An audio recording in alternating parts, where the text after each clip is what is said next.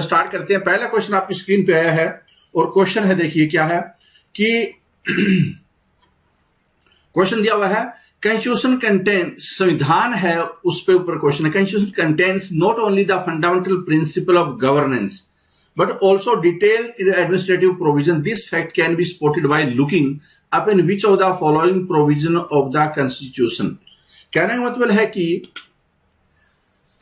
है कि जो एडमिनिस्ट्रेटिव प्रोविजन है उसके बारे में भी काफी ज्यादा डिटेल है संविधान में दिया हुआ है, काफी ज्यादा डिटेल दिया हुआ है। तो आपको ये बताना है कि जो 3 स्टेटमेंट दी हुई है उसमें से कौन सी करेक्ट है। Centre state relations, 5th and 6th schedule, appointment and function of several constitutional body, ये 3 स्टेटमेंट है आपके सामने। क्या ये संविधान में लिखी हुई है? क्या ये संविधान में लिखी हुई है? क्या हमारा संविधान सिर्फ ये बताता है कि गवर्नेंस क्या क्या तरीका है? जैसे कई देशों के संविधान बताते हैं, छोटा सा 5-5 पेज का संविधान होता है, तो वो गवर्नेंस के बेसिक फंडामेंटल बताते हैं। लेकिन हम अपने संविधान में जो फीचर्स ढूंढते हैं तो उसमें एक ये फीचर भी होता है कि हम डिटेल एडमिनिस्ट्रेटिव प्रोविजन है उसका भी हमारे है कि हम यहाँ पे ये भी बता देते हैं कि सेंटर स्टेट में रिलेशन में कौन सा टैक्स है, कौन लगाएगा। तो ये एक इंपॉर्टेंट फीचर है, अगर आपको ये समझ में आ रही है बातें। बट इसी तरह से आपको बताना है कि ये जो स्टेटमेंट है कौन सी करेक्ट है। इसका राइट आंसर है डी, तीनों ही स्टेटमेंट है वो करेक्ट है। इनफैक्ट कॉन्सेप्चुअल सी स्टेटमेंट है, अगर आपको संविधान में क्या लिखा है ये बात पूरी समझ में है तो आप इसका राइट आंसर बता देंगे। अगला क्वेश्चन है, who has termed the Constitution as a sacred document, किसने संविधान को एक पवित्र दस्तावेज बताया था? तो बताइए किसने ये बताया था। इसका राइट आंसर है वो है डॉक्टर B.R. अम्बेडकर ने। तो राइट आंसर क्या है इसका? B.R. अम्बेडकर, ए इसका राइट आंसर है। ठीक है, अगले क्वेश्चन पे आ जाते हैं। Second 5-year plan was based on which model, आपको ये बताना है कि जो 5वीं पंचवर्षीय योजना है वो उसका आधार क्या था, उसका मॉडल क्या था। सोलो मॉडल था, डोमर मॉडल था, रोबिन्सन मॉडल था, महालनोबिस मॉडल था। तो इसका राइट आंसर क्या है? महालनोबिस मॉडल था, महालनोबिस मॉडल था। इसमें बड़ी बड़ी इंडस्ट्री को फोकस रखा गया था, सेंट्रलाइज प्लानिंग पे फोकस रखा गया था कि हम इंडस्ट्रियलाइजेशन को इस तरह से बढ़ाएंगे, सरकार के होंगे। मतलब ये यूएसएसआर मॉडल था जिसमें कि सरकार की सारी चीजें होंगी। तो उसमें जो नेहरू के क्लोज एसोसिएट थे पीसी महालनोबिस, जो कि एक्चुअल में फाउंडर भी थे इंडियन स्टैटिस्टिकल इंस्टीट्यूट ISI के भी संस्थापक रहे वो। Why was the Tarkunde committee constituted, मतलब कि तारकंडे कमेटी है उसका, तारकंडे कमेटी का संबंध है किससे है ये आपको बताना है।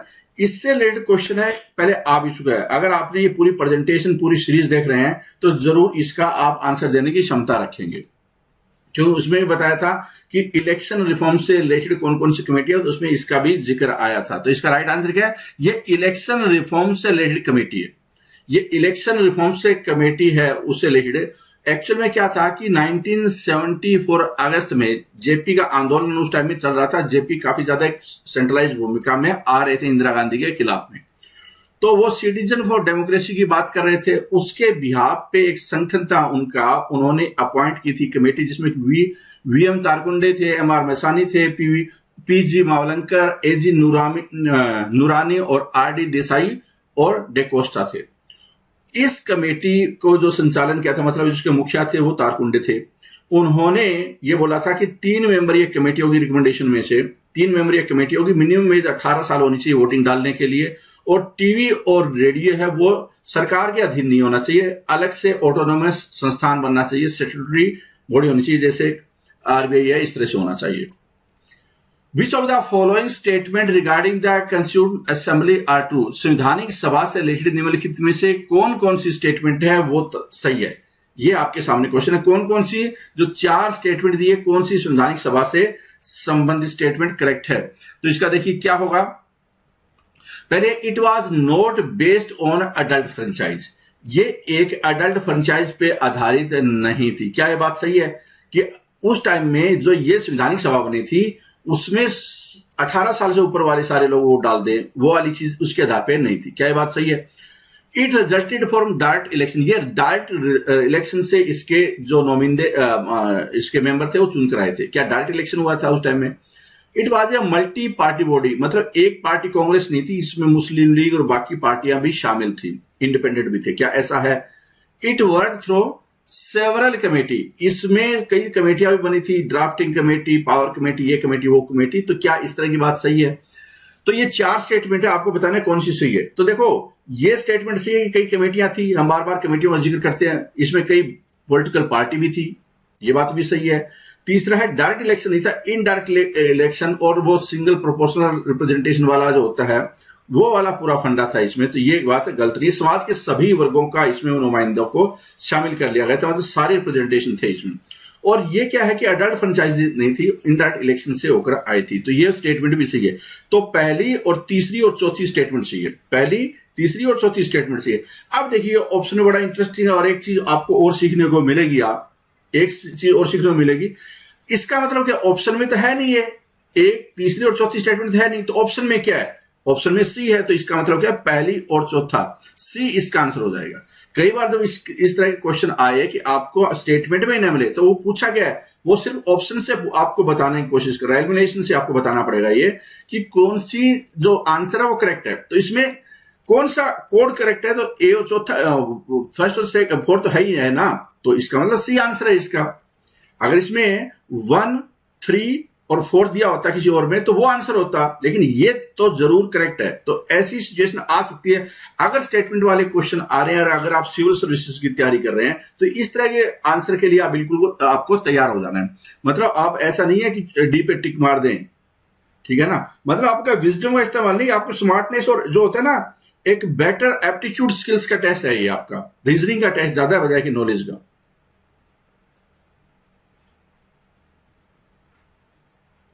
अगला देखिए क्या दिया हुआ है, who has suggested the merger of the finance and planning commission. Finance commission और प्लानिंग कमीशन का दोनों का मर्जर कर देना चाहिए, ये बात किसने बोली थी? ये इसका सुझाव किस थिंकर का था, किस पॉलिटिकल एनालिस्ट का था? तो ये सारे पॉलिटिकल एनालिस्ट है, लेकिन जो एमवी माथुर है उन्होंने ये बोला था, एमवी माथुर है उन्होंने बोला था। और ये इकोनॉमिस्ट और स्कॉलर रह चुके, वाइस चांसलर राजस्थान यूनिवर्सिटी के, फाउंडर रह चुके, Jaipur based institute of development study IDs के ये संस्थापक रहे हैं। उन्होंने इसके ऊपर ये अपने टिप्पणी की थी। अगले क्वेश्चन पे आ जाते हैं, under which article schedule caste and schedule tribes has granted fundamental socio economic political and cultural right.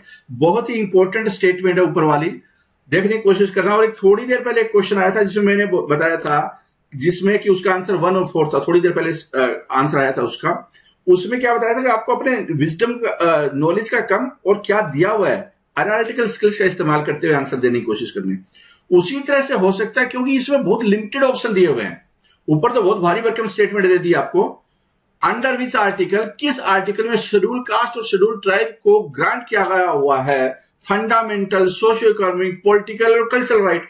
तो आप इस स्टेटमेंट को देखकर लगेंगे यार कितने, कौन सा आर्टिकल, तो उसमें तो अलग अलग एक एक बात लिखी हुई है, दो बात लिखी हुई है, किसी में ऐसे राइट की बात इस तरह से नहीं की हुई है।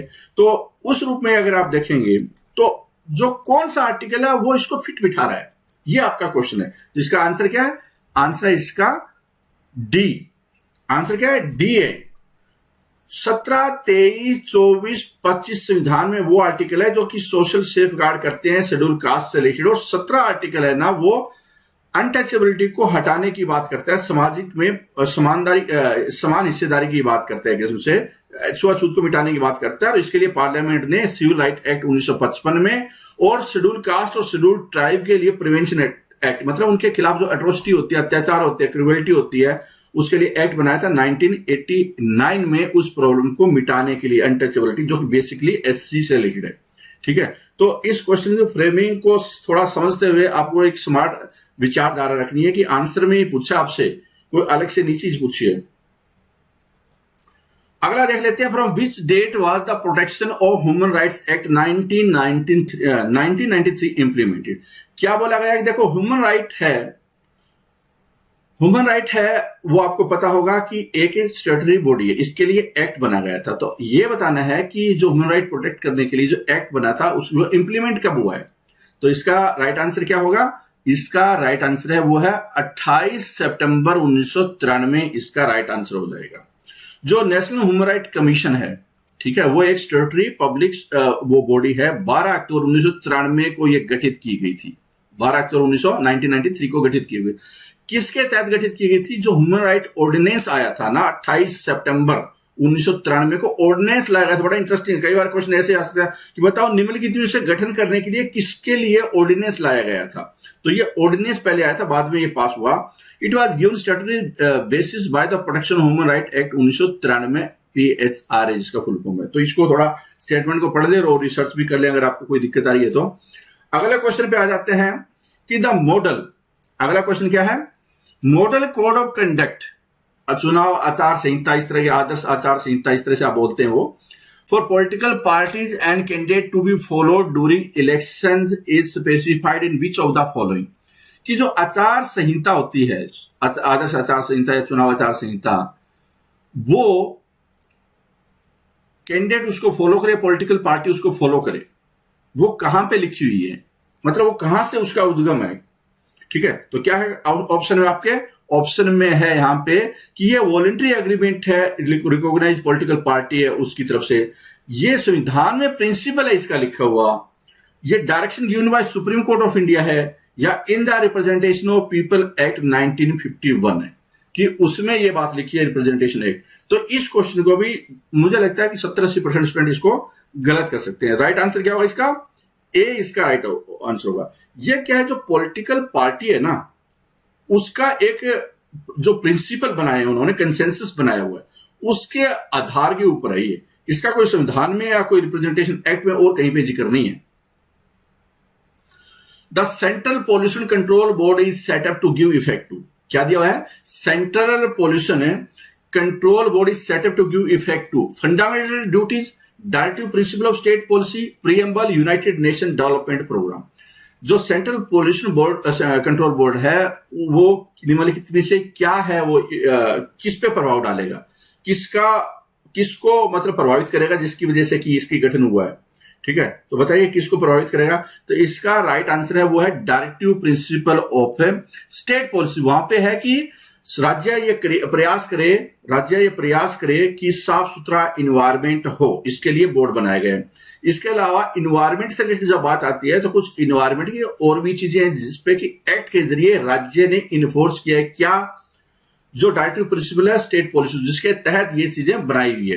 तो एक क्वेश्चन और भी आएगा आगे, देखना इस पे ऊपर है, तो उसका भी आप उस क्वेश्चन को समझते हुए आधा क्वेश्चन वहां पे समझ सकते हैं। और इसके अलावा मैं कुछ यहां पे भी बता रहा हूं। वाइल्ड लाइफ प्रोटेक्शन एक्ट 1972 बनता है, इसके अलावा फॉरेस्ट कंजर्वेशन एक्ट है 1980 बनता है। ये कई बार क्वेश्चन डायरेक्ट ये भी पूछे जाते हैं, ये एक्ट कब बना, ठीक है ना, इस तरह से पूछे जा सकते हैं, जिसमें कि वाइल्ड लाइफ और फॉरेस्ट की जो प्रोटेक्शन है, सेफ गार्ड है, उसकी बात होती है। इसके अलावा वाटर और एयर जो एक्ट है उससे रिलेटेड भी बने central and state pollution control board which are engage in the production and improvement in the environment. The national forest policy बनी है 1988 में, ठीक है, ताकि फॉरेस्ट को डेवलप किया जा सके, प्रोटेक्ट किया जा सके, कंजर्व किया जा सके। आगे देखते हैं क्वेश्चन, और क्वेश्चन दिया हुआ है कि consider the following statement about special category status.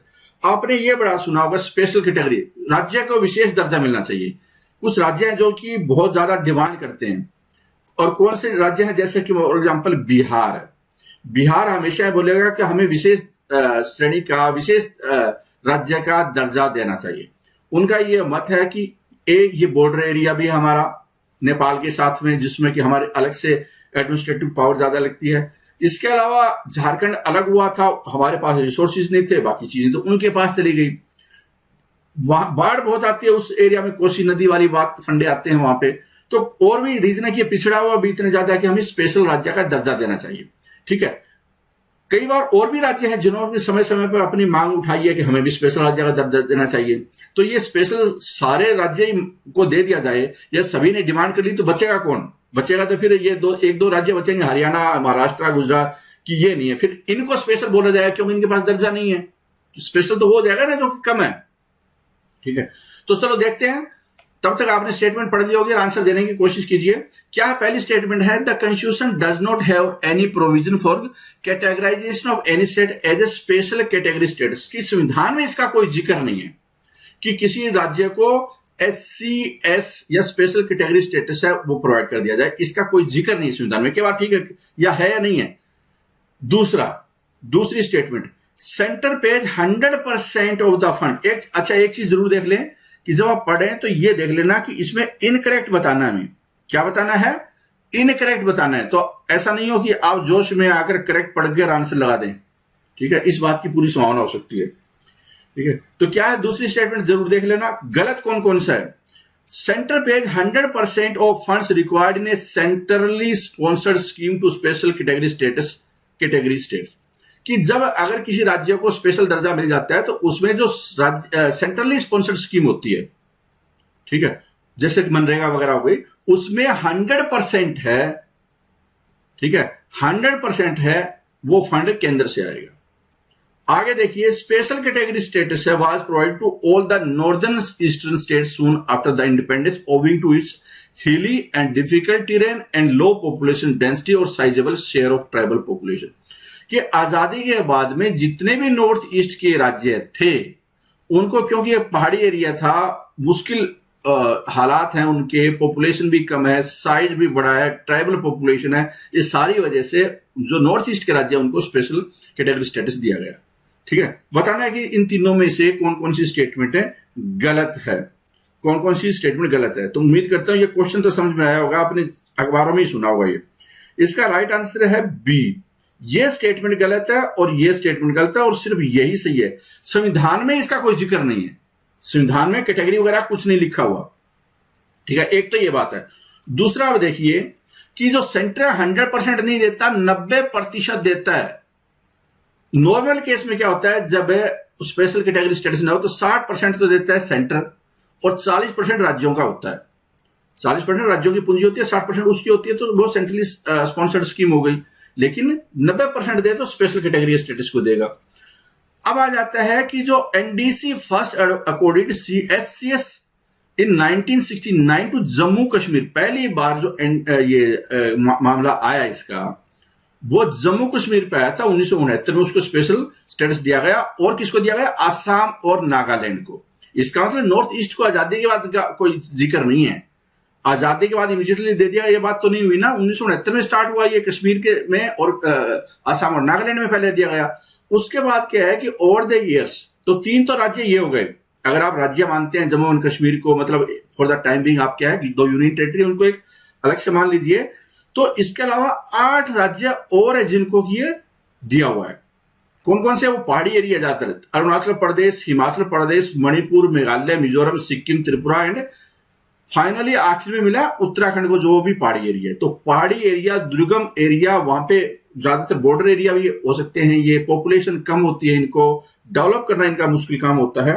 तो ये सारे इसके रीजन है, ठीक है। तो समझ में आ गया होगा ये सारा, एक बार पीडीएफ दोबारा पढ़ लेना और इस पे थोड़ी और भी सर्च कर लेना कि प्रॉब्लम कहां पे है। ऐसा बिहार बार बार ये डिमांड क्यों रखता है, और बार बार कमिटमेंट भी कर देती है केंद्र सरकार, लेकिन राज्य सत्ता में आते ही मुकर जाती है। द नेशनल ग्रीन, अच्छा, इसके अलावा और कौन से राज्य ने स्पेशल कैटेगरी का मांगा, क्या तेलंगाना ने मांगा, जब तेलंगाना आजाद हुआ था, तो वो भी आप थोड़ा प्रकरण देख सकते हैं उसके बाद में। National green tribunal draw inspiration from which one of the following article of the constitution of India. बताना, देखो इन्वायरमेंट से रिलेटेड फिर एक क्वेश्चन आ रहा है, बताना कि नेशनल ग्रीन ट्रिब्यूनल है, उसकी जो स्थापना हुई है उसका आधार अगर संविधान को माने, ठीक है, तो कौन सा आर्टिकल बताता है कि जो राइट, अच्छा इन्वायरमेंट है, क्लीन इन्वायरमेंट है, प्रदूषण मुक्त इन्वायरमेंट है, आपका फंडामेंटल राइट है। क्योंकि आर्टिकल है ना, आंसर के हिसाब से आर्टिकल बताना क्वेश्चन है। ये ऊपर क्या लिखा आप छोड़िए, नीचे भी देखिए क्या लिखा हुआ है कि ये फंडामेंटल राइट वाले है सारी चीजें। इस फंडामेंटल राइट वाले में अगर चीजें दी हुई है तो उसी में से ही तो आपको ढूंढना है ना कि direct principal of state policy में, ठीक है। तो इसमें कौन सा ऐसा है कि जो कि राइट टू लाइफ का आर्टिकल है, जिसमें फंडामेंटल राइट की इंटरप्रिटेशन की है सुप्रीम कोर्ट ने कि इन्वायरमेंट, एक शुद्ध इन्वायरमेंट होना ये आपका फंडामेंटल राइट है, गंदगी वगैरह ना हो। तो ये राइट आंसर क्या होगा इसका, सी इसका राइट आंसर हो जाएगा फिर, ठीक है, सी इसका राइट आंसर हो जाएगा। चलो आगे देख लेते हैं। Which one of the following statement with regard to panchayat is not correct? पंचायतों से रिलेटेड क्वेश्चन आ गया यार, बताना आपको पंचायतों से रिलेटेड कौन सी स्टेटमेंट है वो करेक्ट नहीं है। पंचायतों से रिलेटेड कौन सी स्टेटमेंट करेक्ट नहीं है। पंचायतों का पूरा नॉलेज आपको, तो देखते हैं कि वो नॉलेज कितना है। Member of panchayat are elected directly by gram sabha, क्या ऐसा है? ठीक है। अच्छा, एक तो आप क्वेश्चन थोड़ा ढंग से पढ़ लीजिए कि आपको ये बताना है कौन सा करेक्ट नहीं है। तो इसका मतलब क्या है कि 4 है तो 3 तो करेक्ट है, 1 नहीं है। ये बात तो हो गई है clear.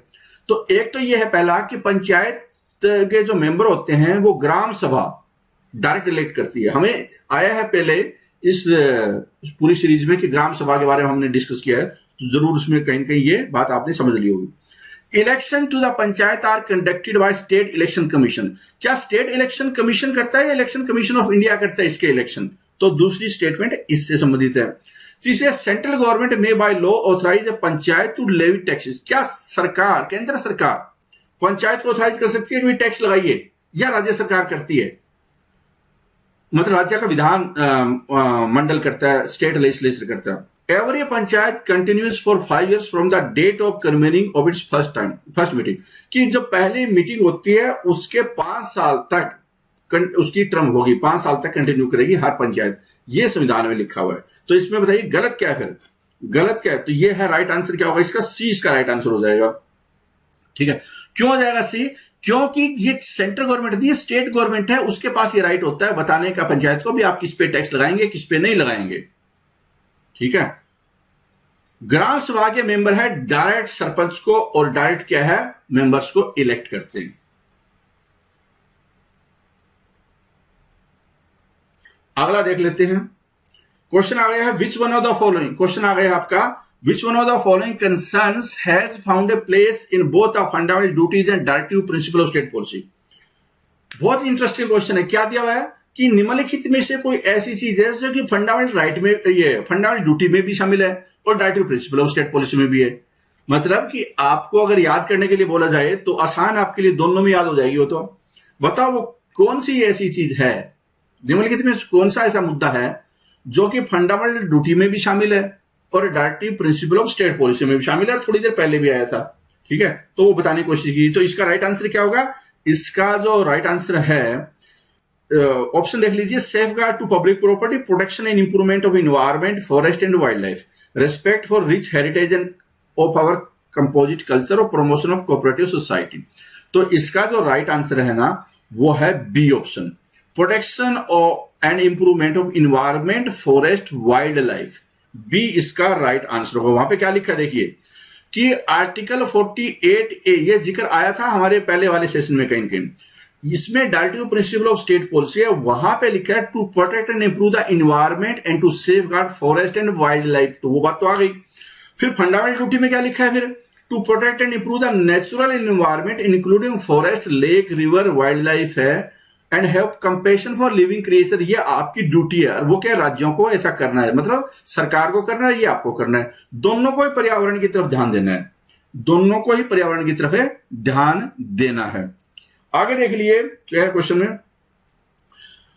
Who among the following became the Prime Minister of India without being earlier Chief Minister of a state? Question क्या है कि कौन से ऐसे प्रधानमंत्री बने हैं जो कि किसी राज्य के मुख्यमंत्री पहले नहीं थे, बिना मुख्यमंत्री बने हुए, पहले मुख्यमंत्री और फिर उसके बाद में प्रधानमंत्री बने निम्नलिखित में से 5 में से, निम्नलिखित में से। लेकिन वो कुछ ऐसे हैं जो कि पहले मुख्यमंत्री थे ही नहीं फिर भी प्रधानमंत्री बन गए थे। वो कौन थे? वो कौन थे? तो ये आपका आंसर बताना है। ठीक है, ये आपका आंसर है, क्वेश्चन है। तो बताइए क्या इसमें होगा, कौन सी चीज होगी वो देखने की कोशिश कीजिए। देखो मोरारजी देसाई वो पहले गुजरात के दूसरे मुख्यमंत्री थे, मतलब बॉम्बे वाली बात करें हम लोग। चरण सिंह है वो भी यूपी के मुख्यमंत्री रह चुके हैं। वीपी सिंह भी यूपी के मुख्यमंत्री रह चुके हैं। पीवी नरसिम्हा राव आंध्र प्रदेश के मुख्यमंत्री रह चुके हैं। चंद्रशेखर है उनका तुक्का लग गया, चंद्रशेखर है उनका तुक्का लग गया, बलिया से सांसद थे यूपी से, और वो बिना प्रधानमंत्री बने ही सीधा, बिना मुख्यमंत्री बने ही सीधी छलांग लगा दी। तो आंसर क्या हुआ इसका? डी आंसर हो जाएगा, डी इसका आंसर है। ठीक है, तो आप देखिए मोरारजी देसाई का पहले भी आया था, उसमें भी मैंने बताया था इसका, second chief minister Bombay state का। चरण सिंह है 5वें मुख्यमंत्री, वीपी सिंह 12वें मुख्यमंत्री, पी नरसिम्हा राव 4थे chief minister, Andhra Pradesh South India से आने वाले प्रधानमंत्री।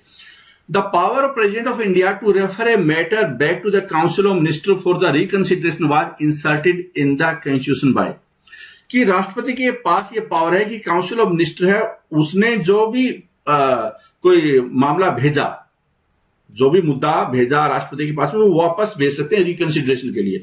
लेकिन अगर रिकंसिडरेशन में भी उन्होंने वापस भेज दिया तो उनको फिर मानना पड़ेगा, राष्ट्रपति को मानना पड़ेगा। पहले क्या होता था कि रिकंसिडरेशन के लिए भेज ही नहीं सकते थे।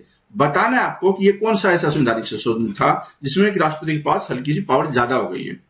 ठीक है, तो बताइए इसका राइट आंसर है ए, इसका राइट आंसर होगा। संविधान में 44वां संशोधन हुआ था। आगे देख लेते हैं क्या है। ठीक है, क्वेश्चन है कि विच one of the following states does not find a mention in the article 371 of the constitution of India.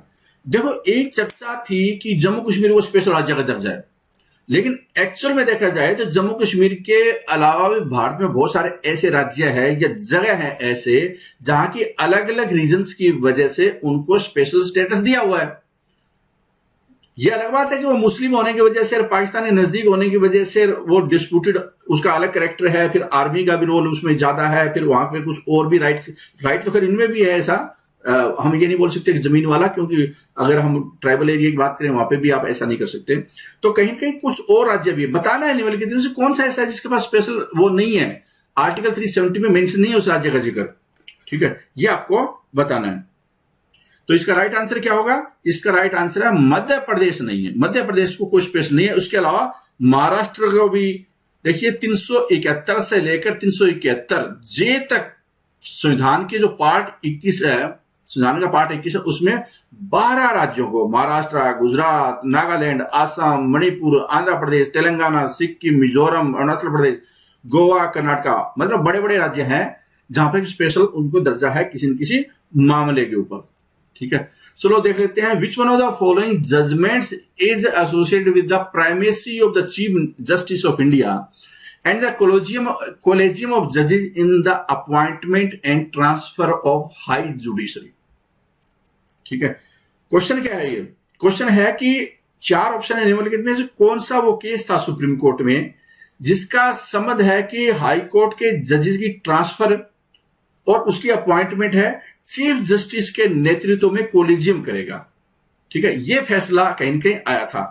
ठीक है, तो बताना आपको कि उसका नाम क्या उस केस का। केशवानंद भारती का तो आपको सबको पता है कि वो एक अलग मामला था। ठीक है, हमने कुछ दिन पहले भी उसका जिक्र किया था। बताइए कि क्या है इसका। इसका राइट आंसर है SP Gupta, SP Gupta versus union of India. इसके तहत ये मामला क्या था कि 3 जज केसेस के आधार पे ये इवॉल्व होता है सुप्रीम कोर्ट में कि सुप्रीम कोर्ट में जो ये जुडिशरी है वो चीफ जस्टिस ऑफ इंडिया और कोलेजियम है वो अपॉइंटमेंट ट्रांसफर करेंगे। ये फैसला सुप्रीम कोर्ट ही करता है। फिर कोलेजियम सिस्टम की अपॉइंटमेंट का सिस्टम है।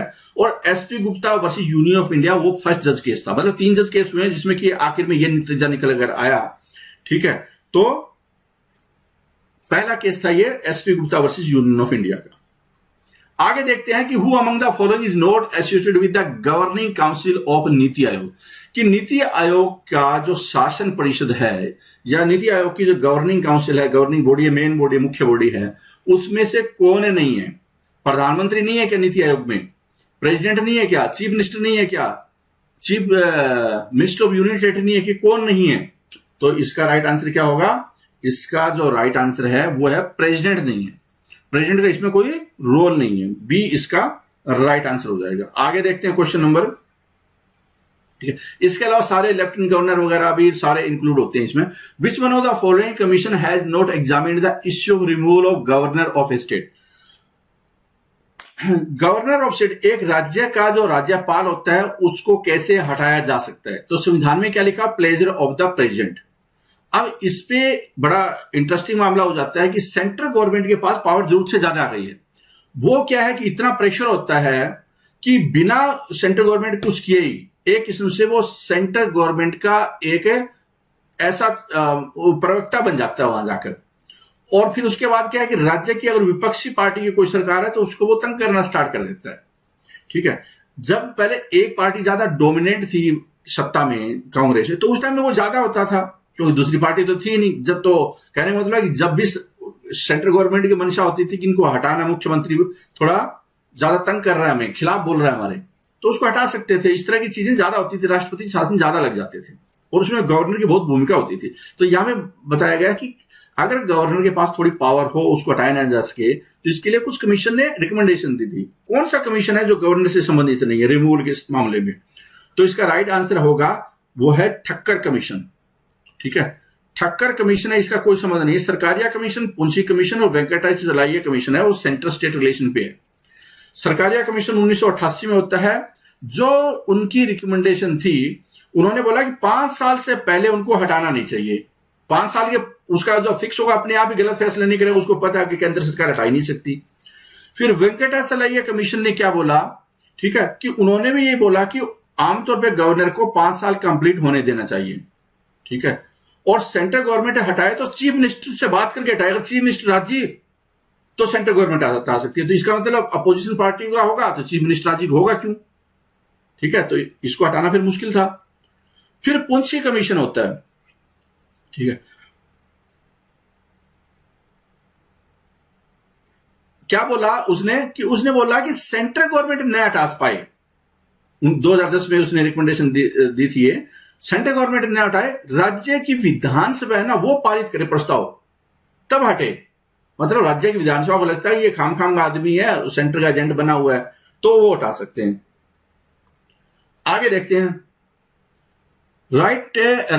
Writ of mandamus is a command issued by the court, it can be issue to. किसको ये इश्यू हो सकती है?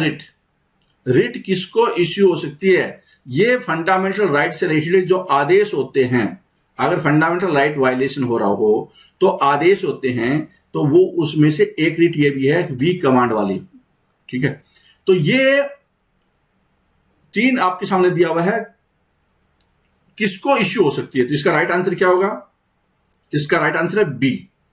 इसका राइट आंसर है बी है, गवर्नर को इश्यू नहीं हो सकती, ये ट्रिब्यूनल को और जो छोटे कोर्ट है उनको हो सकती है। बड़ा कोर्ट छोटे कोर्ट को ये आदेश देता है। ठीक है, क्या है ये एक्चुअल में? अगर आप पढ़ना चाहे तो आप पढ़ भी सकते हैं। इसका मतलब होता है वी कमांड। और ये क्या है कि जो कोर्ट होता है, public official asking, public official को बोलेगा कि कुछ काम या तो जो कि एक्चुअल में वो करने से मना कर देता है या नहीं कर पाया है, करने में सक्षम नहीं है, तो उसके अगेंस्ट में, जिसमें कि इन्फीरियर कोर्ट हो सकता है, ट्रिब्यूनल हो सकता है, ठीक है, या गवर्नमेंट है हो सकती है, या पब्लिक बॉडी हो सकती है, उनको ये इश्यू कर सकते हैं। ये किसके खिलाफ नहीं हो सकती? प्राइवेट इंडिविजुअल या बॉडी के खिलाफ नहीं हो सकती। अब ये नहीं है कि दुकानदार आपको सामान देने से मना कर दिया, आप उसके खिलाफ चले गए कि मेरा ये फंडामेंटल राइट था, इसने बीड़ी नहीं दी, सिगरेट नहीं दी, या उसने सब्जी नहीं दी, ये उसका राइट है। ठीक है, टू इन्फोर्स डिपार्टमेंटल इंस्ट्रक्शन, की एक डिपार्टमेंट में जो इंस्ट्रक्शन होती है वो इन्फोर्स नहीं करवाई जा सकती, इसका कोई रोल नहीं है। फिर है कि when the duty is, अगर ड्यूटी है वो डिस्क्रिशनरी है, मतलब कि मैंडेटरी नहीं है उस एम्प्लॉय के लिए, उस ऑफिसर के लिए करना। ठीक है, कॉन्ट्रेक्चुअल ऑब्लिगेशन में तो इनको इन्फोर्स नहीं किया जा सकता। प्रेसिडेंट है, गवर्नर है, या chief justice of high court है, इनके खिलाफ ये इश्यू नहीं की जा सकती। तो ये थोड़ा सा इंपॉर्टेंट था, आप इसको अच्छी तरह से रट्टा मार लें, समझ लें क्या है मामला। इसकी एक्सप्लेनेशन बहुत इंपॉर्टेंट है, कई क्वेश्चन में आएगा और आपकी नुकसान पहुंचा सकता है, मतलब तंग कर सकता है क्वेश्चन आपको। आगे देखिए कि to the provisions of the panchayat extension to schedule areas act 1996, जब स्टार्टिंग में ये पास हुआ था संशोधन, संवैधानिक संशोधन, तो वो ट्राइबल एरिया में नहीं था। ठीक है, शेड्यूल एरिया में नहीं था। तो इसके बाद क्या है कि ये आगे उनको बढ़ाया गया, मतलब उसके वहां पे भी पहुंचा 1996, जिसको पैसा बोला जाता है। इसका पहले भी जिक्र आया है कहीं कहीं। आपको ये बताना है, ठीक है, कि प्रोविजन आपके बताने हैं। प्रोविजन इसके क्या है? एक्सटेंड ग्रेटर से to local tribunal community over common resources, की ये उसको ज्यादा से देता है लोकल ट्रिब्यूनल कम्युनिटी को, क्या ऐसा है क्या? Provide greater devolution of power to schedule tribe, क्या ये ज्यादा शेड्यूल ट्राइब को ज्यादा पावर देता है क्या? Extend provision of 73rd amendment to schedule area, कि शेड्यूल एरिया में 73rd अमेंडमेंट है, उसको एक्सटेंड करता है क्या? Bring schedule areas under the better control of the local panchayat, की लोकल पंचायत के कंट्रोल में बेटर करता है क्या? ठीक है, अब आपके ये क्वेश्चन अगर पहले आपने पढ़ा है तो ये थोड़ा आपको कंफ्यूजन क्रिएट करेगा। इसमें ये नहीं पूछा कि क्या नहीं करना है, पूछा कि क्या था प्रोविजन या क्या है प्रोविजन। मतलब कि आपको ऑप्शन बहुत ज्यादा क्लोज नजर आएंगे, और हो सकता है मोटे तौर पे अगर देखा जाए तो चारों ही आपको ठीक मिल सकते हैं, लेकिन इसमें से क्या है जो कि मोस्ट अप्रोप्रिएट है, मोस्ट अप्रोप्रिएट है। तो इसका राइट आंसर क्या होगा? इसका राइट आंसर है सी। ठीक है, ये क्या है कि संवैधानिक संशोधन हुआ था 73rd, वो एक्सटेंड करता है शेड्यूल एरिया में, ये इसका प्रोविजन है, इसकी डेफिनेशन ये है। For the election to the Lok Sabha nomination paper can be filed by, अगर आपको एमपी का इलेक्शन लड़ना है, क्वेश्चन इसके ऊपर है कि लोकसभा का इलेक्शन लड़ने के लिए मान लो आप लड़ना चाहते हैं तो क्या होना चाहिए? एनीवन रिजाइडिंग इन इंडिया, की कोई भी भारत में रह रहा है फाइल कर सकता है कि एमपी का इलेक्शन लड़ सकता है क्या? दूसरा कि resident of the constitution of the constituency from which the election is to be contested, मान लो आप रहते हैं फरीदाबाद, फरीदाबाद की जो लोकसभा है उसी से ही क्या लड़ सकते हैं आप? क्या ऐसा है? क्या कभी ऐसा पास्ट में देखा आपने? थोड़ा सा अखबारों की तरफ नजर दौड़ाइए कि ऐसा हुआ था क्या कभी कि जहां पे जिसका नागरिक है, मतलब जिसमें वोट है, वही का उस लोकसभा का ही लड़ पाएगा क्या? तीसरा है any citizen of India whose name appears in the electoral roll of a constituency, कि उसका रोल, उसका नाम है मतदाता सूची में कहीं पे भी होना चाहिए, और भारत का वो नागरिक हो, एनी सिटीजन ऑफ इंडिया, कि भारत का कोई भी नागरिक लेकिन उसका मतदाता सूची में ना हो, कहीं पे भी हो। एनी सिटीजन ऑफ इंडिया, कोई भी भारत का नागरिक हो। पहला क्या था ए में कि भारत में रह रहा हूं, मतलब पाकिस्तान वाला भी लड़ सकता है फिर तो, एनीवन रेजिडिंग इन इंडिया में। तो सिटीजन का मतलब उसके पास नागरिकता तो नहीं है। तो बताओ कि क्या इसका राइट आंसर हो सकता है? ठीक है, क्या इसका राइट आंसर हो सकता है? तो इसका जो आंसर है वो होगा सी। सी इसका आंसर है। अगर राहुल गांधी का वोट है दिल्ली में डालते हैं ना वो, तो वो क्या है, अमेठी से भी चुनाव लड़ भी सकते हैं, हार भी सकते हैं, और वो केरला से भी लड़ भी सकते हैं और जीत भी सकते हैं, हार भी सकते हैं। मोदी है वहां से भी लड़ सकते हैं, गुजरात से और वाराणसी से भी। तो इसका मतलब कि दो जगह से भी लड़ सकते हैं। इसका मतलब ये वाली जो कंडीशन थी कि जहां पे पर्टिकुलर लोकसभा में उसमें वोट होना चाहिए, नहीं है।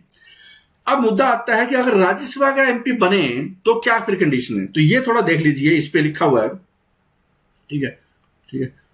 अच्छा, ये कहां पे लिखी हुई है बात? ये रिप्रेजेंटेशन ऑफ पीपल एक्ट 1951 है। अगर ये आ जाता है कि संविधान में लिखी हुई है तो वो बात नहीं है। चीजों को समझिए, संविधान अलग चीज होती है, एक्ट अलग होता है। जैसे पीछे क्वेश्चन आया था ना, पहले दूसरे तीसरे क्वेश्चन आया था जिसमें कि पूछा गया था ये प्रोविजन संविधान में है या केयर एक्ट में है या कहां के प्रोविजन है, तो आपको कंफ्यूजन में डाल सकते हैं, स्पेशली जो बच्चे नए नए इसमें पॉलिटी सीख रहे हैं। 2003 से पहले क्या कि राज्यसभा में ये केस होता था कि वो वहीं का स्टेट का, मतलब जैसे कि अगर मनमोहन सिंह का वोट दिल्ली में, तो दिल्ली से ही वो राज्यसभा का सदस्य बन सकता है, लेकिन वो तो असम से बना, तो उसके लिए चेंज किया गया। और क्या चेंज है ये कि अब जैसे लोकसभा में कोई उसका वोट होना चाहिए कहीं पे, वो भारत में कहीं से भी राज्यसभा का इलेक्शन लड़ सकता है, जैसे लोकसभा लड़ सकता है। और सुप्रीम कोर्ट ने भी माना कि हाँ ये ठीक है। समझ में आई होगी बात? ये दोनों, लोकसभा राज्यसभा दोनों के लिए कंडीशन है। One of the implication of equality in society is the absence of, क्या क्वेश्चन है कि one of the implication of equality in society is the absence of, कि समाज में अगर समानता है तो क्या चीज नहीं होना चाहिए, क्या चीज इसमें नहीं होना चाहिए। ठीक है, तो इसका राइट आंसर क्या होगा? इसका राइट आंसर प्रिविलेजेस नहीं होनी चाहिए। अगर किसी के पास में विशेषाधिकार है, ठीक है, विशेषाधिकार है कि अगर ऋषि कपूर की डेथ होती है तो क्या ऋषि कपूर वाले जो रिश्तेदार है वो दिल्ली से स्पेशल फ्लाइट में जा सकते हैं बॉम्बे, और अगर मान लो किसी मजदूर के किसी रिश्तेदार की या फादर की डेथ होती है तो अगर कोई गुजरात में तो क्या जा सकते हैं बिहार। ठीक है, तो क्या ऐसा है? तो इसका मतलब क्या है कि जो प्रिविलेजेस है वो नहीं होनी चाहिए सोसाइटी में, तब जाकर इक्वलिटी आएगी। इसका मतलब हमारा समाज इक्वल है नहीं, वैसे इक्वल है नहीं, क्योंकि कुछ बंदों को खास प्रिविलेजेस है। अमीर है उनकी बातें ज्यादा सुनी जाती है, पैसे वालों की बातें ज्यादा सुनी जाती है। गरीब आदमी अगर मर भी जाए तो सोचेगा वैसे मरना था इसको, तो ठीक है, उस पर आरोप और लगेंगे, हो सकता है एफआईआर भी दर्ज हो जाए। आगे देख लेते हैं क्या क्वेश्चन है कि which of the following electoral system have been adopted for various election in India. कौन सा इलेक्टोरल सिस्टम है इंडिया में अडॉप्ट किया गया है? A, system of direct election on the basis of adult franchise. कि क्या ऐसा है कि अडल्ट सफरेज का मतलब क्या है कि 18 साल से ज्यादा के लोग हैं वो डायरेक्ट इलेक्शन में पार्टिसिपेट कर सकते हैं। System of proportional representation by means of single transferable vote. ठीक है, ये क्या है? आनुपातिक प्रतिनिधित्व प्रणाली, जिसमें रिप्रेजेंटेशन जनसंख्या के आधार पे होता है, पॉपुलेशन के आधार पे होता है, मतलब राज्यसभा का इलेक्शन है जैसे कि एग्जांपल के तौर पे। तीसरा है least system of proportional representation, ठीक है, उल्टा हो गया दूसरे का। और cumulative system of indirect election. तो यहां पे इंडिया में पहले दो ही फॉलो होते हैं और कोई फॉलो नहीं होता, ये वैसे ही झमेला है, मतलब कोई है नहीं ऐसा सिस्टम। पहला और दूसरा ही राइट इसका आंसर है। तो क्या पूछा था? गलत पूछा है, सही पूछा है? सही पूछा है, तो इसका आंसर हो जाएगा ए। ठीक है, हो सकता है कुछ बच्चों ने आंसर और भी दिया हो, तो लेकिन वो अपने आप से पूछे कि क्या उसने कहीं पढ़ा है तीसरा और चौथा। अगर किसी बच्चे ने तीसरा और चौथे में भी शामिल कर लिया है सीओडी आंसर में, तो वो अपने आप से ही पूछ ले क्वेश्चन कि क्या उसने वो तीसरा और चौथा पढ़ा है और कौन सी किताब में, कौन से पेज पे और कौन से इंटरनेट से उसने ये जादुई चीजें पढ़ी है जो भारत के बारे में है, तो वो थोड़ी देख ले। अगला क्वेश्चन आ जाता है, दिनेश गोस्वामी कमेटी का जिक्र आ गया यहाँ पे, इसका संबंध किससे है? मतलब क्या रिकमेंड किया था इसने? दिनेश गोस्वामी कमेटी, ठीक है, क्या किया था उसने और किससे संबंधित थी? तो इससे भी एक आइडिया हो जाएगा आपको। उल्टा भी आ सकता है ना क्वेश्चन, किससे संबंधित थी। तो इसने क्या रिकमेंडेशन की थी? इसका राइट आंसर है C, government funding of parliamentary election, की सरकार पैसे दे। इसने बोला, दिनेश गोस्वामी ने, उसकी कुछ एक रिकमेंडेशन ये थी, उसमें से एक ये है। क्या था ये? उसने एक ये रिकमेंडेशन दी कि सरकार स्टेट फंडिंग होनी चाहिए। स्टेट फंडिंग दे रखी, यहां पे लिखा हुआ है, बाकी भी रिकमेंडेशन आप चाहें तो पढ़ सकते हैं, ठीक है। लेकिन उसने ये बोला था कि इससे क्या होगा कि कोई भी इंसान फिर लड़ने की हिम्मत कर सकता है।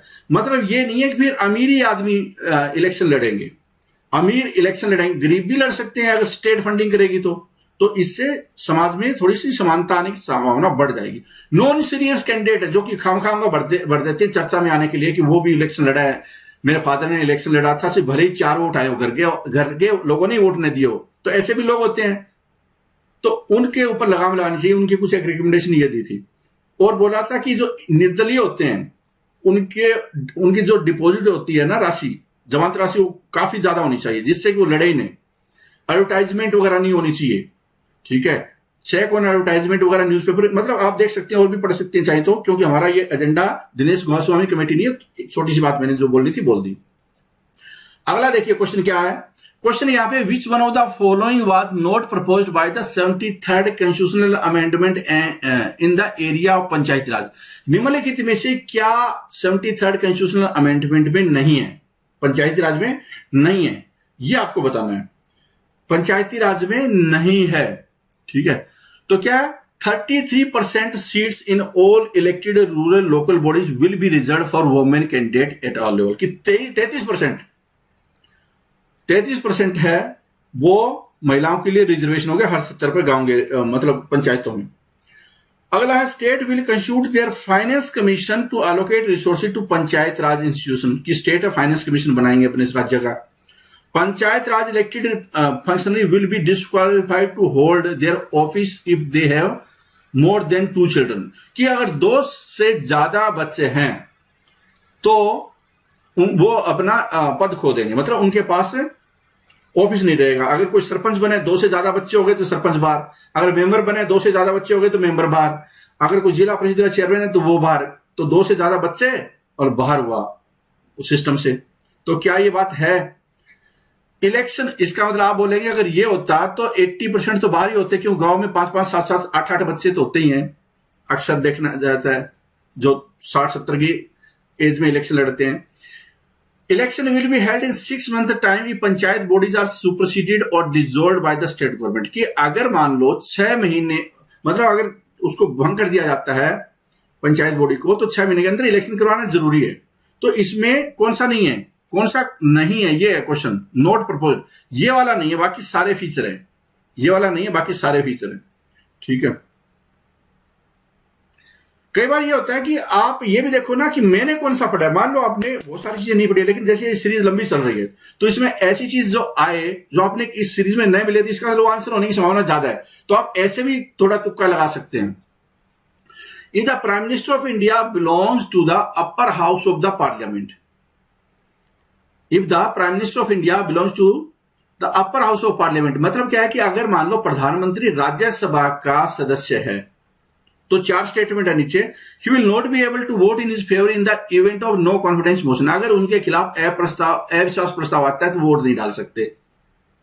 दूसरा है कि he will not be able to speak on the budget in lower house, कि पार्लियामेंट का जो सदन होता है छोटे वाला लोकसभा, उसमें वो वोट नहीं, वो बोल नहीं सकते, मतलब भाषण नहीं दे सकते। और फिर क्या है कि ओनली अपर हाउस में वो स्टेटमेंट दे सकते हैं, लोअर हाउस में नहीं दे सकते, कोई स्टेटमेंट देनी होती है तो। He was to become a member of the lower house within 6 months after being sworn in as prime minister, कि अगर प्रधान मिनिस्टर बन गए तो 6 महीने के अंदर लोकसभा का सदस्य बनना उनके लिए जरूरी है। ठीक है, क्या ऐसा है क्या? तो इसका राइट आंसर क्या होगा? इसका राइट आंसर है वो है ए, इसका राइट आंसर है। ठीक है, ए इसका राइट आंसर है। अगला क्वेश्चन देख लेते हैं। The Indian parliamentary system is different from the British parliamentary system in that India has. क्या है क्वेश्चन? कि Indian parliamentary system is different from the British parliamentary system. एक पॉपुलेशन से रिलेटेड एक क्वेश्चन अभी थोड़ी देर पहले हमने किया था, पंचायती राज से रिलेटेड। हाल फिलहाल में एक बहुत ही इंटरेस्टिंग डेवलपमेंट हुई है उत्तराखंड में, जिसमें कि उत्तराखंड के हाईकोर्ट ने कोई फैसला दिया है कि 2 से ज्यादा अगर किसी के हैं तो वो कुछ बेनिफिट सरकार उनको नहीं देगी, मैटरनिटी लीव वगैरह के नहीं देगी। इस पे फैसला आया था। इसके अलावा उत्तराखंड में और भी 2 चाइल्ड पॉलिसी है, लेकिन मैं मैटरनिटी रिलीफ की बात कर रहा हूं कि महिला को इससे मना किया। अब उसके बाद क्या है, पूरे देश में इस पे बहस भी हुई, जिसमें कि जो बीजेपी की पेरेंट ऑर्गेनाइजेशन है उसने भी ये बोला कि पूरे देश में 2 चाइल्ड पॉलिसी होनी चाहिए, या कहीं कहीं जनसंख्या पे कंट्रोल जरूर होना चाहिए।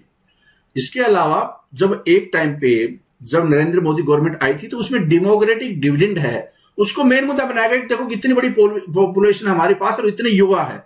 अब ठीक उसका उल्टा बोल रहे हैं कि जनसंख्या ज्यादा कम होनी चाहिए, मतलब कि पॉपुलेशन कंट्रोल पे लगाम लगनी चाहिए। इसमें कि एक एसएससी के एग्जाम में जो एक राइट होता है डिस्क्रिप्टिव राइटिंग एग्जाम, उसमें भी एक क्वेश्चन आया ये कि जनसंख्या लगाम लगानी चाहिए। उससे पहले आते थे क्वेश्चन वो ये कि डेमोग्राफिक डिविडेंड का मतलब कि युवा होने का, ज्यादा लोग होने का फायदा क्या है हमें। ठीक है, तो ये थोड़ा सा एक ऑब्जर्वेशन थी, आप अखबार वगैरह इस पर पढ़ो कि 2 चाइल्ड नॉर्म। और कुछ राज्यों में कि कोई 5वीं क्लास है, कोई 10वीं क्लास, मैंडेटरी एजुकेशनल क्वालिफिकेशन और 2 चाइल्ड नॉर्म। और कुछ राज्यों में क्या पंचायत में कि वोट डालना ही डालना जरूरी है, कुछ ऐसे भी है कि वोट डालना ही डालना जरूरी है लोकल लेवल पे जो इलेक्शन होते हैं पंचायत वाले। तो ये 3-4 ऐसी डेवलपमेंट हुई है जो आपको अखबारों में मिलेगी। इन तीनों ही डेवलपमेंट का कहीं ना कहीं छोटा मोटा जिक्र हमने अपनी सीरीज में किया, लेकिन क्योंकि हमारा जो ये सीरीज है वो कोई लोकल एडमिनिस्ट्रेशन पे नहीं है, ये हमारी तो पूरी ओवरऑल सीरीज है जनरल स्टडी की। आपके लिए है कि आप इसको पढ़िए, इससे कि आपको और ज्यादा फायदा हो। आगे देखते हैं। The Indian parliamentary system is different from the British parliamentary system in that India. ठीक है, क्या है? Indian parliamentary system is different from the British parliament, कि भारत का जो प्रणाली है, संसदीय प्रणाली है, और ब्रिटेन की जो संसदीय प्रणाली है उसमें मेन डिफरेंस क्या है? Both real and nominal executive होते हैं, system of collective responsibility, by cameral legislature, system of judicial review. क्या इसमें सही है? तो इसका राइट आंसर क्या होगा? राइट आंसर, ठीक है, इसका राइट आंसर है वो है D.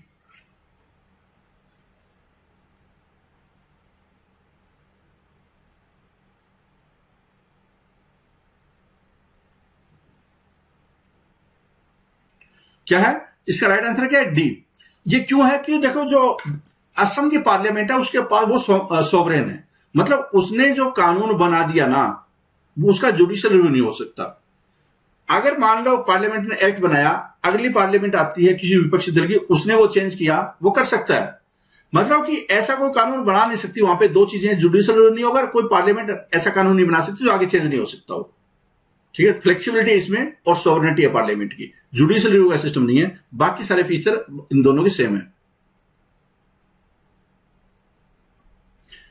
Economic survey in India is published officially every year by, कि जो भारत का आर्थिक सर्वेक्षण होता है, जो कि सिविल सर्विसेज के बच्चे तैयारी करते हैं, दबाकर उसका रट्टा मारते हैं, आंकड़ों के रट्टे मारते हैं। ठीक है, तो आपको यह बताना है कि यह कौन पेश करता है। रिजर्व बैंक इंडिया है, मिनिस्ट्री ऑफ इंडस्ट्री है, मिनिस्ट्री ऑफ फाइनेंस है। इसका राइट आंसर क्या है? सी इसका राइट आंसर होगा। सी इसका राइट आंसर होगा।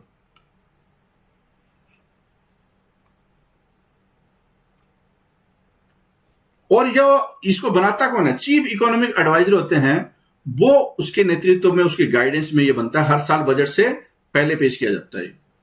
Consider the following statement about speaker pro tem. Pro tem speaker का क्वेश्चन आ गया, जो कि बहुत सारे बच्चों का फेवरेट क्वेश्चन होता है। बड़े खुश होते हैं प्रोटेम स्पीकर का नाम सुनते हुए, उनको लगता है कि ये तो आता है, उनको प्रोटेम स्पीकर के बारे में पूरी जानकारी है। तो चलो देखते हैं कि उन बच्चों का क्या रवैया है, कि क्या वो वास्तव में खुश हो सकते हैं कि प्रोटेम स्पीकर पे आंसर दे दिया उन्होंने। President appoints a member of Lok Sabha as the speaker pro tem. President है वो लोकसभा के मेंबर को ही प्रोटेम स्पीकर बनाते हैं या बना सकते हैं। Constitution mention no oath to the office of speaker pro tem, कि प्रोटेम स्पीकर को ऑथ नहीं दिलाई जाएगी, क्योंकि वो ऑथ दिलाता है दूसरे लोकसभा मेंबर्स को। क्या संविधान ये बोलता है? तीसरा, speaker pro tem has limited power to that of the speakers. जैसे कि एक नॉर्मल जो स्पीकर आएगा उसकी तुलना में उसके पास, प्रोटेम के पास लिमिटेड पावर है। बताना है आपको कि यहां पे बड़े ध्यान से समझना है, इसमें गलत क्या है, इसमें गलत क्या है, ये आपको बताना है। कौन कौन सी चीजें इसमें गलत है, तो हमेशा ये भी देख लीजिए कि क्या गलत हो। तो देखिए, ये स्टेटमेंट है, ये गलत है। जो स्पीकर की पावर होती है, सेम पावर इसकी होती है। हमारी सीरीज में ये बात भी आई है, तो पहले तो ये होगी। दूसरा क्या है कि राष्ट्रपति उनको ओथ दिलाते हैं, शपथ दिलाते हैं, और फिर उसको अपॉइंटमेंट होगी, फिर ये दूसरों को शपथ दिलाएगा। तो इसका संविधान में क्या है, राष्ट्रपति उसको ओथ दिलाते हैं, तो ये भी गलत हो गई है। अब देखते हैं पहला, तो वो लोकसभा के किसी सदस्य को स्पीकर करते हैं। अमूमन क्या है कि ये कन्वेंशन है कि सबसे सीनियर मोस्ट होता है, फ्रेंच परंपरा के अनुसार उसको ये बनाया जाता है। ठीक है, तो ये स्टेटमेंट तो सही है। तो गलत कौन सी? दूसरी, तीसरी, सी इसका आंसर हो जाएगा। ठीक है, चाहे तो आप पूरा पढ़ भी सकते हैं। Which one of the following statements is correct. निम्नलिखित में से आपको बतानी है कौन सी जो स्टेटमेंट है वो करेक्ट है। क्या है पहला? बड़ा इंटरेस्टिंग है ये सारा, और इसमें अगर आपने अखबारों में ध्यान दिया हो लगातार, जो डिस्प्यूट वगैरह होते हैं, बाउंड्री वगैरह होते हैं, ठीक है, तो तब आप इसका आंसर दे सकते हैं। है स्टैटिक क्वेश्चन ये। बताना क्या, which one of the following statement is correct है। और पूछा है, पहला है कि Katchatheevu and 3 Bigha were territories acquired by Indian republic from French, कि ये जो 2 टेरिटरी है ना, वो फ्रेंच से भारत को मिली थी। क्या ये स्टेटमेंट सही है? क्या सही बतानी है हमें। फिर है, Katchatheevu and 3 Bigha are territory handed over to Sri Lankan and Bangladeshi sovereignty respectively by the government of India, कि भारत ने ये टेरिटरी है क्रमशः श्रीलंका को और बांग्लादेश को सौंप दी। ठीक है, तो इसका मतलब गूगल में सर्च करके आपको देखना है इसका मामला क्या है। जब ये प्रेजेंटेशन खत्म हो जाए थोड़ा मत्था मारना इसमें भी कि मामला क्या है। तीसरा, कचितवू और जो 3 बीघा है are the area that were annexed by the Chinese in 1962 Sino Indian war, कि भारत जो चाइना युद्ध हुआ था उसमें ये चाइना ने कब्जा कर लिया। फिर उसके बाद है, Katchatheevu and 3 Bigha are enclaves which are transferred to India by lease agreements with Sri Lanka and Pakistan respectively. Pakistan के साथ लीज एग्रीमेंट हो सकता है क्या? वो हो भी गया तो भी कब तोड़ दे, भरोसा नहीं है। तो ये तो आप बिल्कुल पाकिस्तान के नाम देखकर ही आप टिक मार सकते हैं कि नहीं हो सकता है। तो ठीक है, जहां समझौते की बात आई तो संभावना थोड़ी कमी हो जाती है। एनीवे, मजाक कर रहा हूं, आपको अपने हिसाब से सोचना है।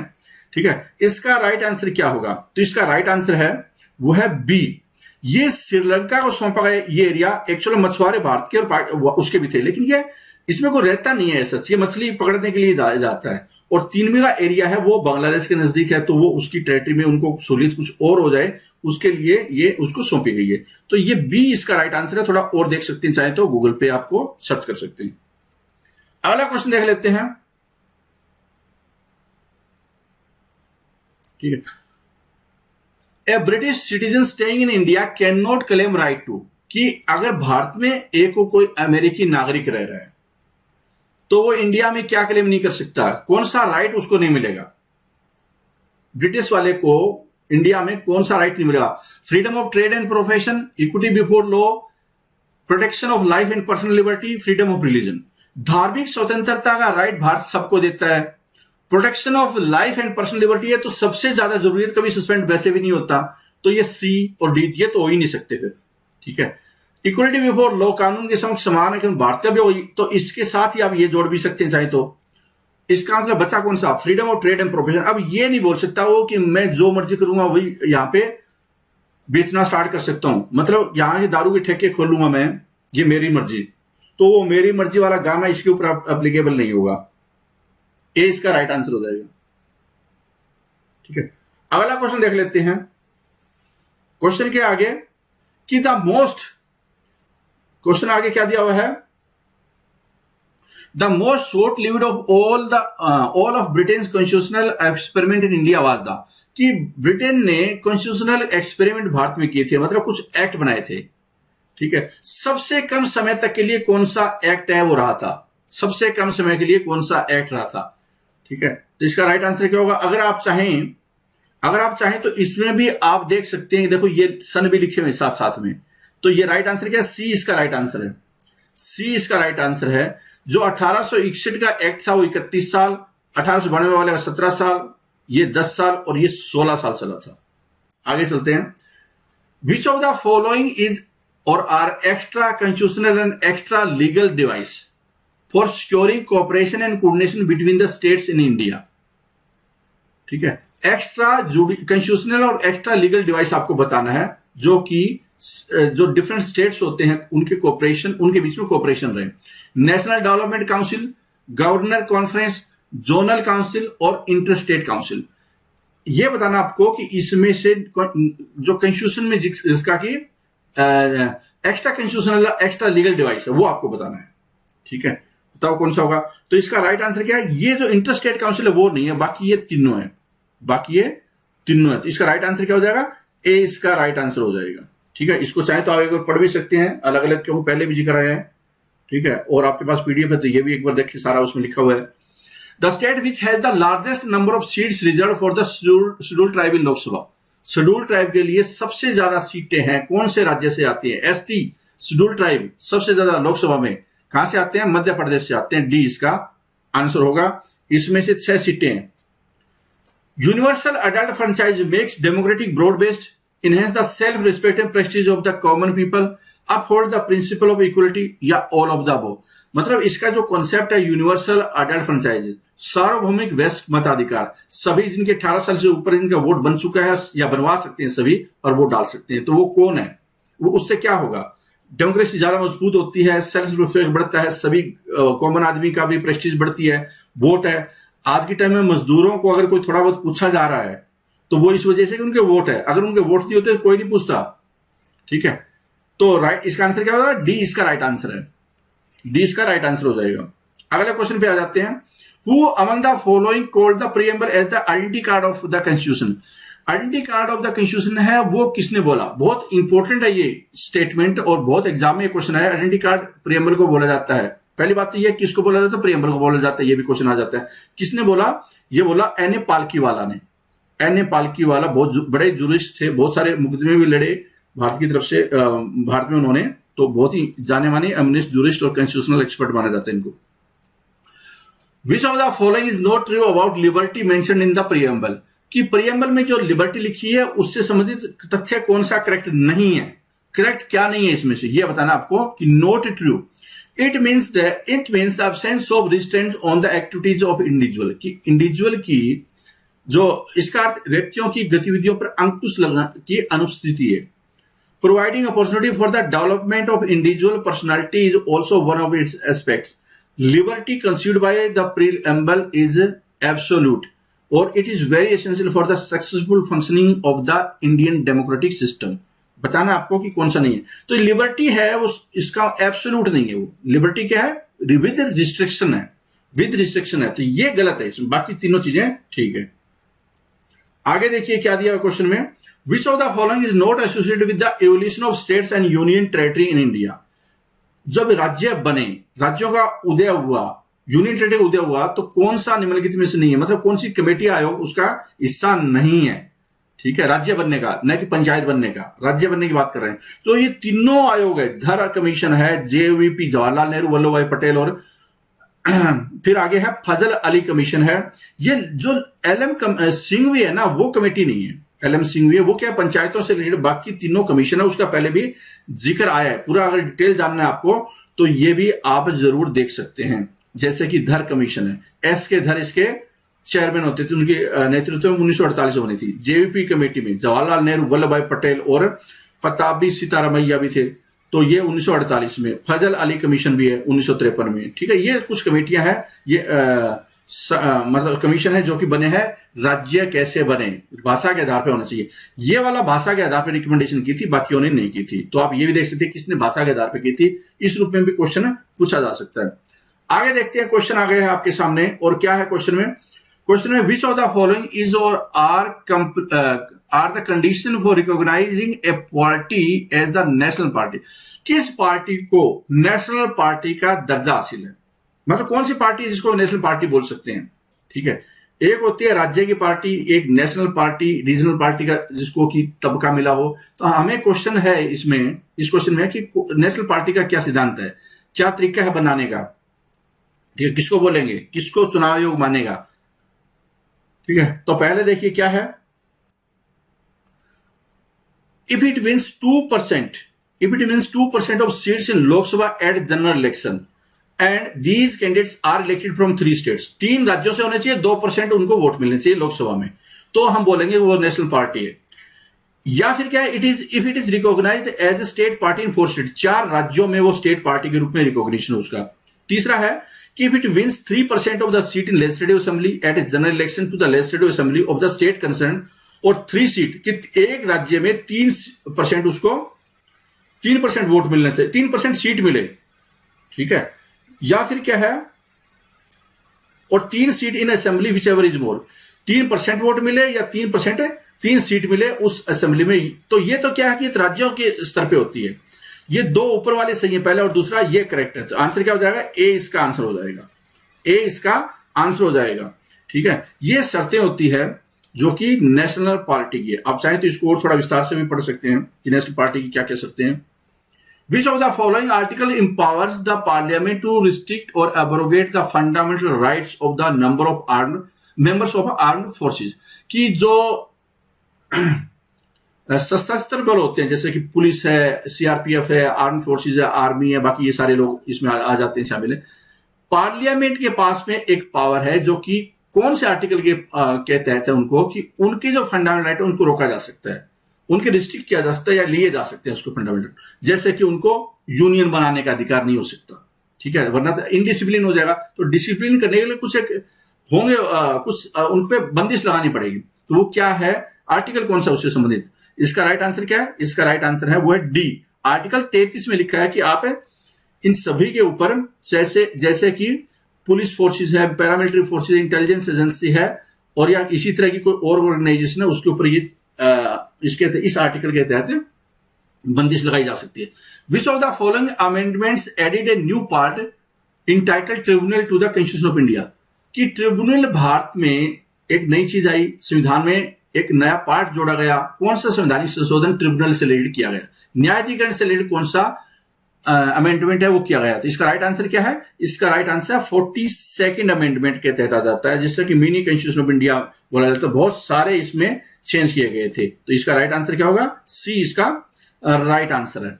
ठीक है, और इसमें 2 article part 14A to the Constitution, this part is entitled as Tribunal and consists of only 2 articles. Article 323A dealing with Administrative Tribunal और Article 323B dealing with Tribunal for other matters.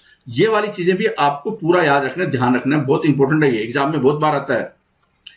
Which of the following services are common to all states, कि सभी राज्यों की common service, सभी राज्यों में मिलेगी services, बताओ वो कौन सी है जो कि सभी राज्यों में कॉमन है। सभी राज्यों में कॉमन सर्विसेज मतलब अगर हरियाणा अपनी वहां पे एचसीएस का एग्जाम लेता है, यूपीपीसीएस का यूपी लेता है, आरएस का एग्जाम लेता है, राजस्थान बीपीएससी का लेता है, तो वहां पे ये चीजें जरूर मिलती है आपको।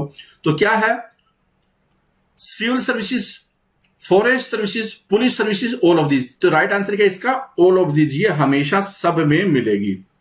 ठीक है, इसके अलावा भी और कौन कौन सी सर्विसेज होती है वो भी आप चाहें तो देख सकते हैं।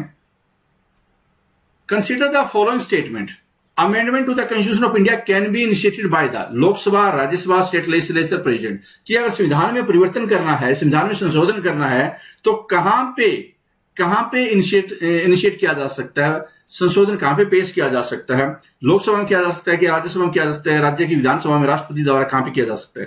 तो इसका राइट आंसर क्या है, इसका राइट आंसर है लोकसभा और राज्यसभा। ठीक है, डी इसका राइट आंसर हो जाएगा। चलो अगला देखते हैं। Which of the following article deal with the constitutional right other than fundamental right included in the part 3? Included in the part 3.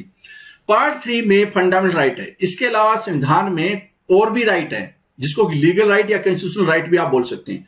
तो वो राइट कौन से हैं? कॉन्स्टिट्यूशनल राइट मतलब फंडामेंटल राइट तो नहीं है लेकिन कॉन्स्टिट्यूशनल राइट है, कॉन्स्टिट्यूशनल राइट है। वो कौन से हैं, वो उससे रिलेटेड आर्टिकल कौन कौन से हैं? तो इसका राइट आंसर क्या होगा, इसका है कि 265 भी है, 301 भी है, 326 सारे हैं, ऑल ऑफ द वो इसका आंसर होगा। अगर आप चाहें तो थोड़ा पढ़ भी सकते हैं कि क्या क्या है। जैसे no tax shall be levied और collected except by the authority of law, कि बिना जो अथॉरिटी है लॉ की उसके अलावा कोई टैक्स नहीं लगा सकता। ये किसमें है, आर्टिकल 255 में, 65 में।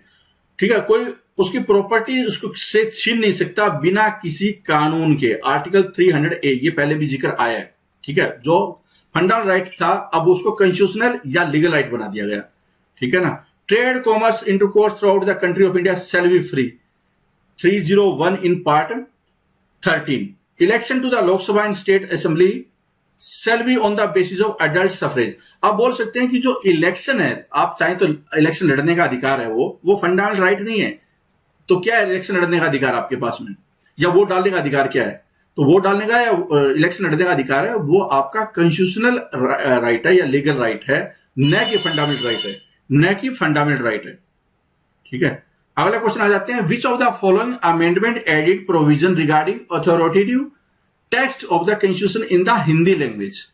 हिंदी लैंग्वेज में पहली बार टेक्स्ट का इस्तेमाल, आप बोल सकते हैं हिंदी में संविधान का अनुमोदन हुआ, ये भी बोल सकते हैं, इसको लिखा गया।